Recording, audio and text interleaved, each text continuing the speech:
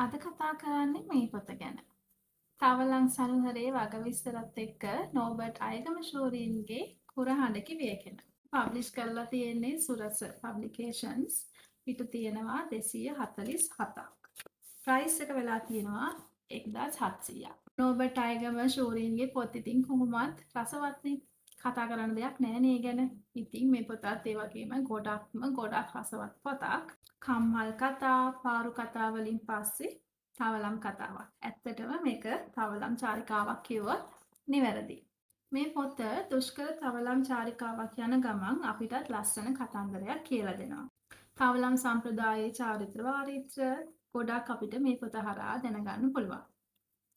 ඒ වගේම බැඳීම් හටගන්නේ උස් පහත්කම් බලලා නොවන බවත්, අංගයේ ඉඳන් කන සතුරන්ගෙන් ප්‍රවේශම් විය යුතු බවත්, තෘෂ්ණාව විනාශයට මුල බවත්, නායකයෙක් නම් කෙසේ විය යුතුද යන්නත්, හැඟීම් වලට වහල් වූ විට සිදුවන්නේ නපුරක්ම බවත්, ඊටමත් මනරම්ව ඒ වගේම විසිතුරුව මේ පොත අපිට කියලා දෙනවා. පරිසර වර්ණනාවත් ගැඹුරු මිනිස් හැඟීම් පිළිබඳවත් ඒ වගේම බ්‍රිතාන්‍ය කොලොනියේ හැඩතලත් මේ පොත තුළින් මොනවට සෞන්දර්යාත්මක කරලා තියෙනවා.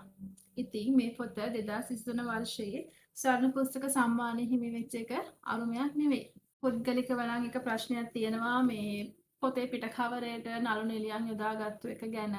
ඒක කිසිම නිර්මාණාත්මක බවක් පේන්නේ නැහැ මට. මගේ පෞද්ගලික අදහස. කතාව නම් පොඩ්ඩක්වත් කියන්න බලාපොරොත්තු වෙන්නේ නැහැ. ඩිංගි දාලා තවලන් ඔන්නැහි ජීවන තවලම පදවන ආකාරය ඔයාලම කියවලා බලන්න.